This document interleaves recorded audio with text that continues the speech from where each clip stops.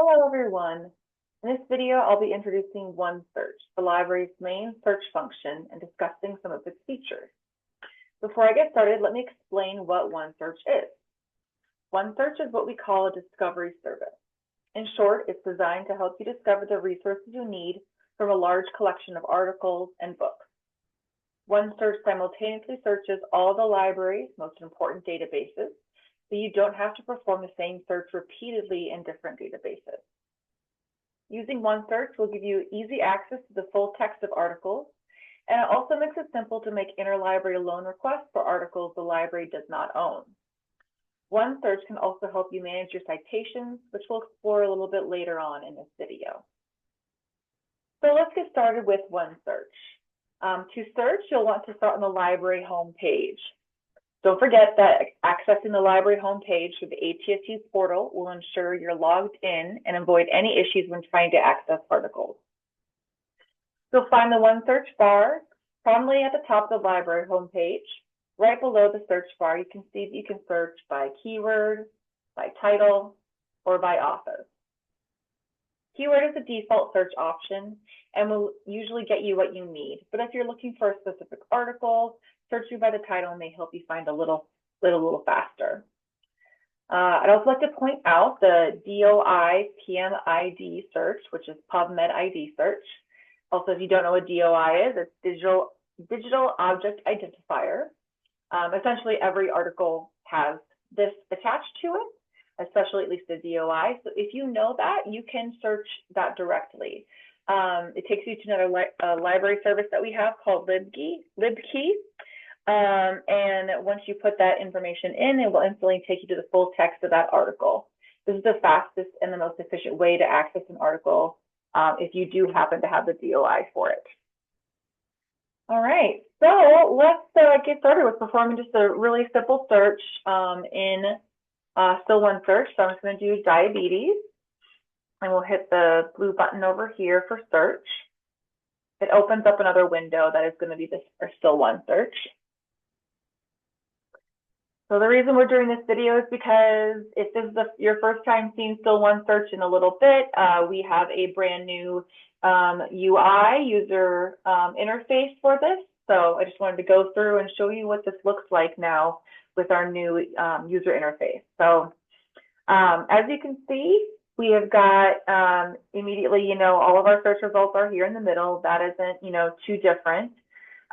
We still have the integration with Dynamed, where it will automatically search Dynamed for you. But we may also have some other cards, is what these are called, that are going to be related. So in this instance, it brings up a publication that you might find interesting if you're searching for this specific thing. Sometimes it links to some of our different LibGuides that we have or your toolkit. So, it's just kind of a nice little fun thing that's at the top there that is just kind of pointing you to some of our different resources we may have. So at the top, we're going to go through these just briefly at the moment. We're going to be doing another advanced search video, and these will go through a bit more depth. But typically, you'll see your results. In here, we've got 4 million, over 4 million results. And this is because it's including books, journal articles, journals themselves. So many results. So to comb through that, there are some ways to filter those out. These are your limiters. That's another phrase for that. You could certainly limit by full text. This is more if you want to be able to access something immediately, but we actually would recommend not using this full text limiter too often because the library has a great interlibrary loan service that you can get access to nearly any kind of article pretty easily. It may take us a couple days to try and find it if we don't have access to it, but just because we don't have full text immediately doesn't mean we would not be able to get that for you. But if you need this article immediately right now, you can certainly hit that full text button and you'll start to see that it starts to limit it down to those things. Of course, none of these changed yet because we're just talking, these are books, but that's one easy way to limit. And if you want to change that again, you can just click the button. Right here, you also notice that it had 1 for the filter, and then now it's back to 0. Peer-reviewed is a wonderful way to immediately make sure you're getting peer-reviewed articles. This is a great one. This is why it's one of our top listed ones up here. I know a lot of you will be using that, so you can use that up there. We have different ways to limit it by date. You could certainly go more in detail on this on all filters, and we'll get to that. But it kind of gives you some easy ones. You want something for the past year, past 5 years, past 10 years, if you want to limit that by date range. And here's where we would limit by source type. This may be really useful for you guys because let's say you are searching for journal articles. The one thing that still OneSearch is doing, as we said, it is also searching all of our ebooks. And we have a very vast ebook collection. So if you really are looking for truly only journal articles, you may want to limit that immediately down to this academic journals or maybe, magazines, reviews, and so on. But you basically do not want this ebooks clipped because as you can see, we have over 39,000 different ebooks listed on here. So anyway, this is a source type.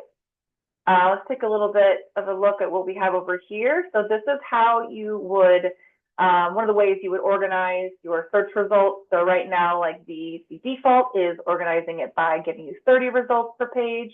The max you can do is 50. But if you want to see less at a time, you could certainly do that as well. This is how they are organized, and relevance is always the top way something's organized. But if you really want to see some of the newest, information, especially maybe if you are looking at certain ebooks and start trying to find a different edition, you might want to look at the newest first. There's also for the date oldest. Up here, the three little dots. This is where you can start to, maybe save this whole search. You can create an alert for this search as well. Obviously, diabetes is a pretty basic search, but if you have a bit more of a complex search that you want to kind of continuously see what the library has access to, you could certainly do that here. Up in the corner, we have the advanced search button. As I said, we'll get into that in another video, but just so you're aware, that is where the advanced search button is.